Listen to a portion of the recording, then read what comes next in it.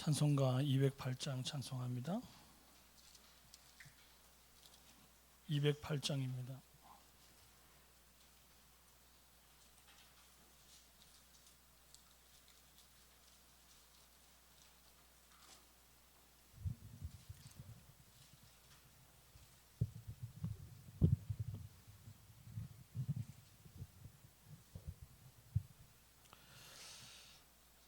내 주의 나라와 주 계신 성전과 피 흘려 사신 교회를 늘 사랑합니다. 내 주의 교회는 천성과 같아서 눈동자같이 아끼사 늘 보호하시네. 이 교회 위하여 눈물과 기도로 내 생명 다하기까지 늘 봉사합니다. 성도의 교제와 교회의 위로가 구주와 맺은 언약을 늘 기뻐합니다. 하늘의 영광과 베푸신 은혜가 진리와 함께 영원히 시온에 넘치네.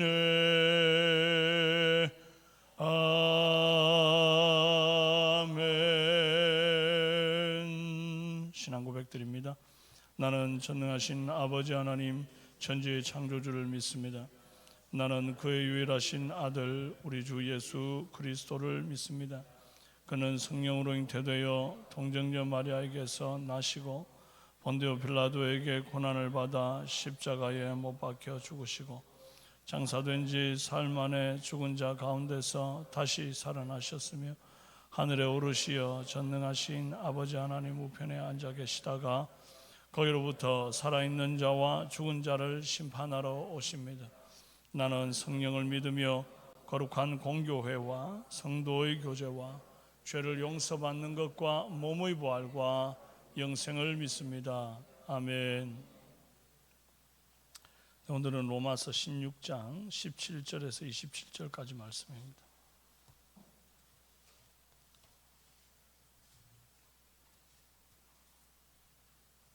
로마서 16장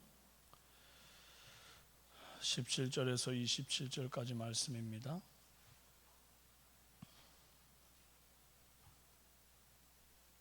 교독하시겠습니다. 신약성경 262페이지에 있어요. 형제들아, 내가 너희를 권하노니 너희가 배운 교훈을 거슬러 분쟁을 일으키거나 거치게 하는 자들을 살피고 그들에게서 떠나라.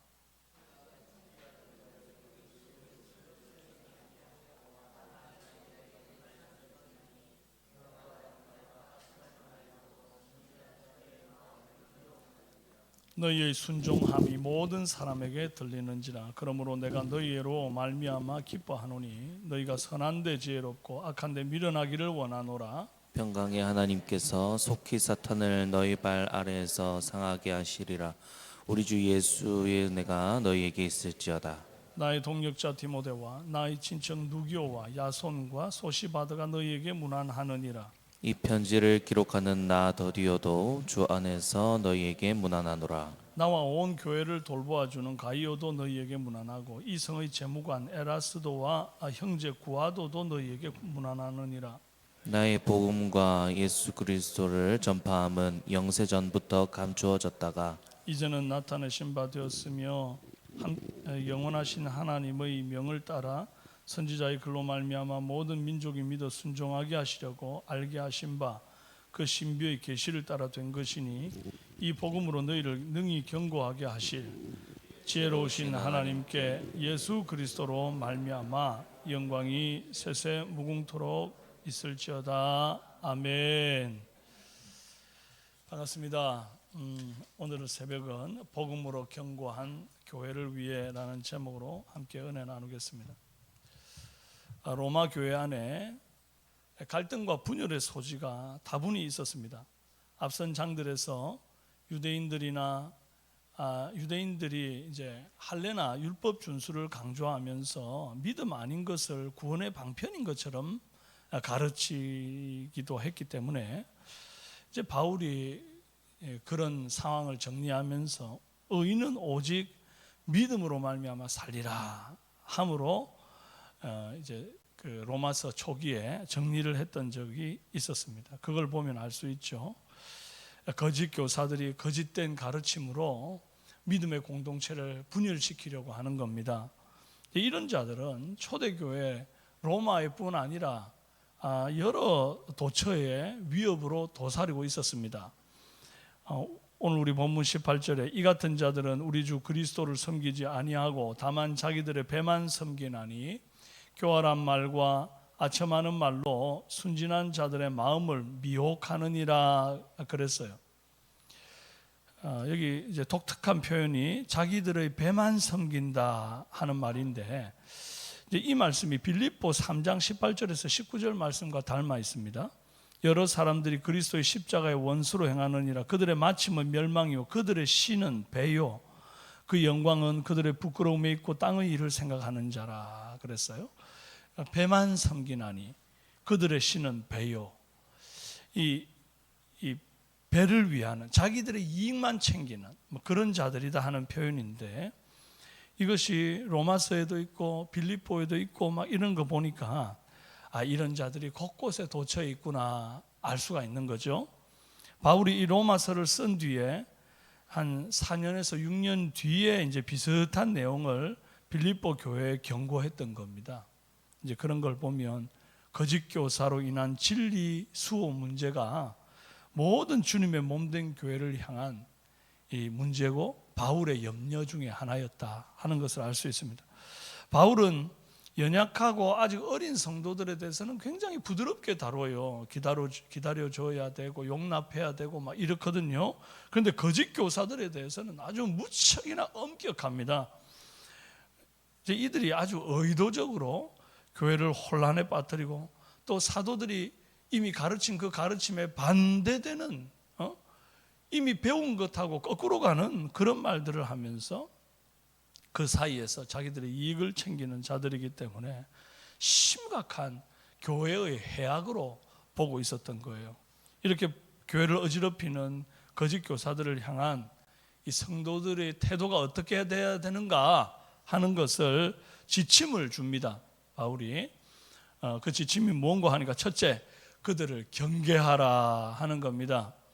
17절에 너희가 배운 교훈을 거슬러 분쟁을 일으키거나 거치게 하는 자들을 살피고, 여기서 살피고 이 말이 주위에서 잘 보고 경계하라는 말입니다. 혹시 앞서 배운 이제 믿음으로 얻는 교훈과 반대되는 교훈을 말하지는 않는지, 괜히 중요한 비본질적인 문제, 먹는 문제 같은 것으로 분쟁을 일으키지는 않는지 살펴보라는 거예요. 여러분, 그래서 우리가 앞서 배운 교훈이 굉장히 중요합니다. 여러분 어디에서 신앙생활을 하신 겁니까? 우리 삼성교회에서 아주 오랜 세월 신앙생활 하면서 이 복음의 틀을 닦은 것 아닙니까? 여러분이 배운 공부들 이거 하나도 버릴 것이 없는 것이고 이게 얼마나 소중한 것인지 모릅니다. 여러분 뭐 세월 지나서 보면 뭐 예전에 크로스웨이 하신 분, 뭐 제자훈련, 사역훈련, 또 뭐 성경 연구 과정들 막 여러 공부들 많이 하셨지 않습니까? 그런데 지금 물어보면 나 하나도 모른다, 기억나는 거 하나도 없다, 이리 말씀하시는데 당장 지금 기억나는 게 중요한 게 아닙니다. 그동안 배운 것들이 다 내 삶에, 내 신앙에, 내 믿음에 고스란히 녹아 있거든요. 그러다 보니까 내가 그동안 배운 거하고 다른 소리를 할 때 이 몸이 반응하는 겁니다. 자연스럽게 이거 이상한데 하는 느낌이 딱 들거든요. 그러면 몸이 반응하고 뭐가 이상하다, 내가 배운 거하고 좀 다른 것 같다라고 느끼는 그 교훈에 대하여 여러분이 아주 주의하고 살피고 경계해야 되는 거예요. 그래서 여러분들이 미리 배운 것들이 중요하다. 내가 그동안 배운 게 너무 없습니다.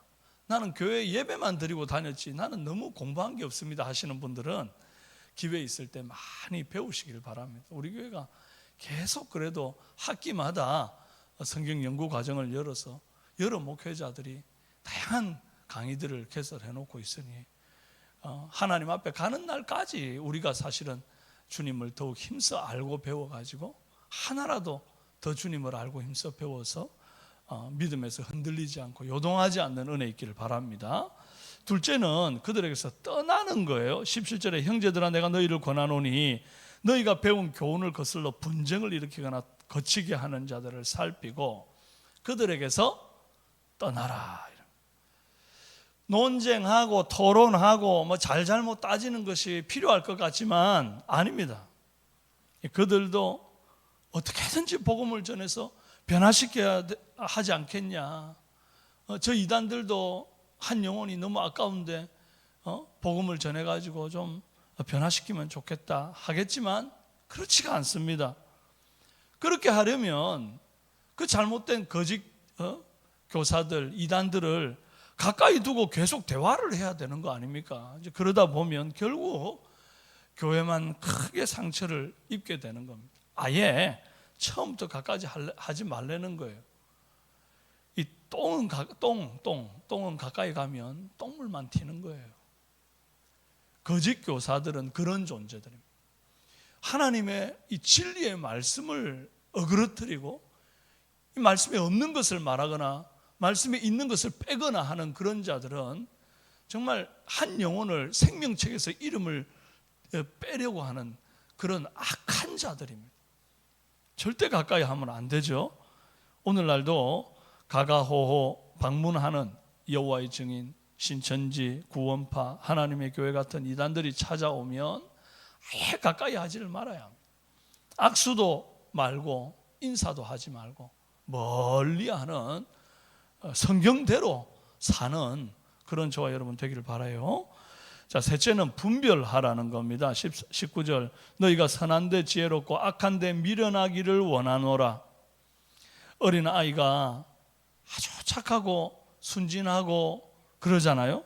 그러면 아직까지 막 싸우고 다투고 막 피 튀기게 이렇게 하는 거를 본 적이 없다 보니까 부모들이 막 언성만이 좀 높아져도 어떻게 해요? 애들은 저 구석에 숨거나 막 울거나 막 그러잖아요.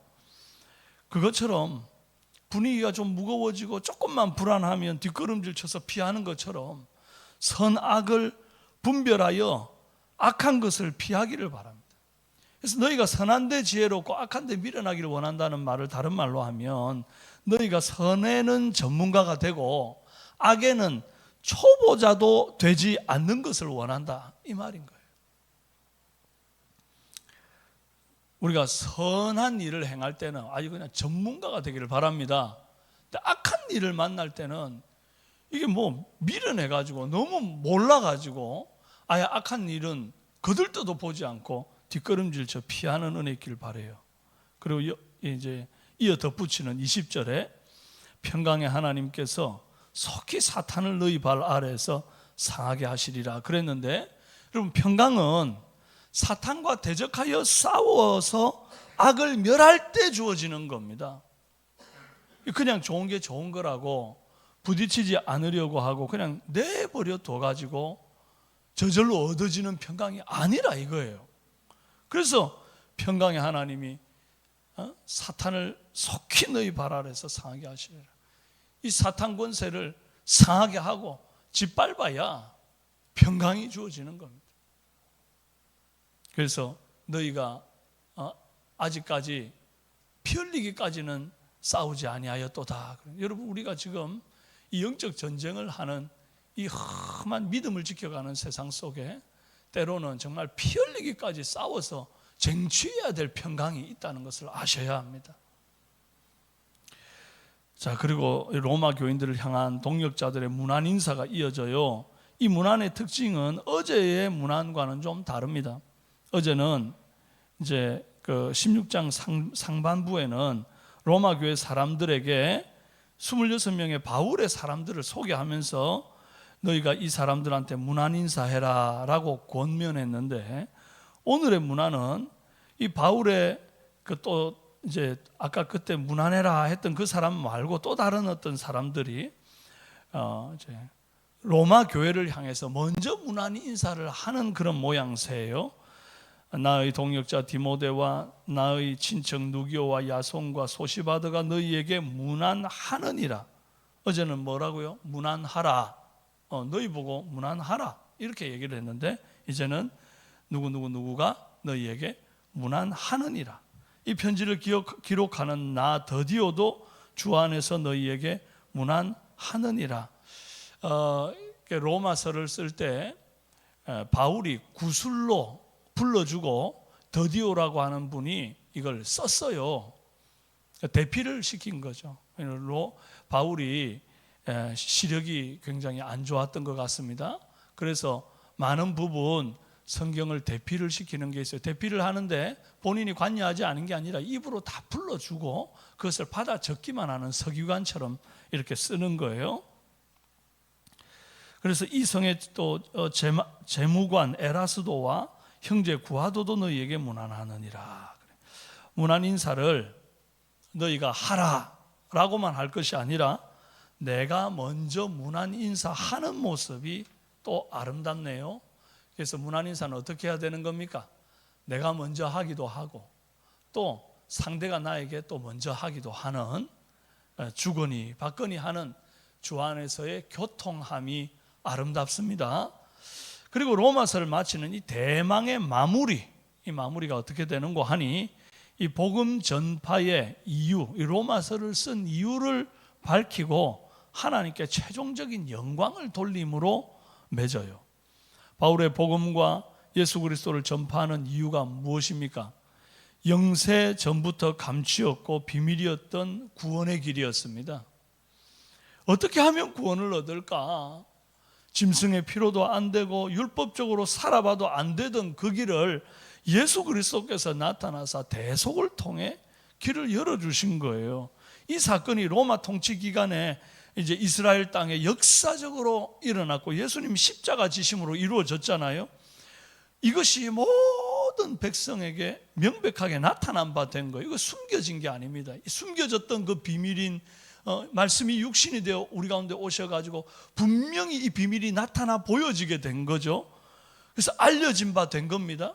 그러니 이 복음을 이미 나타났고 알려진 바 된 이 귀하고 귀한 복음을 모든 민족에게 전하여 그들이 믿어 그리스도께 순종하게 하려고 그렇게 이 복음을 전한다, 그렇게 말하는 겁니다. 여러분, 복음 전파는 내 컨디션이나 내 기분에 따라 해도 되고 안 해도 되는 일이 아닙니다. 복음은 창세로부터 탄식하며 회복을 기다리던 모든 피조물에게, 그리고 이 땅의 모든 인생들에게 주신 하나님의 선물이고 지혜입니다. 이 복음을 받는 자마다 죄로 인해 무너진 삶이 변해서 반석 위에 서서 견고해지는 거예요. 27절 말씀에 이 복음으로 너희를 능히 견고케 하실 지혜로우신 하나님께 예수 그리스도로 말미암아 영광이 세세무궁하도록 있을지어다. 아멘 했거든요. 돈이 우리 인생을 견고케 하는 것 아닙니다. 학벌과 인맥과 권력이 우리를 견고케 하는 게 아니에요. 자녀들을 많이 낳고 그들이 출세해가지고 도와줄 때에 우리가 견고하게 되는 것도 아닙니다.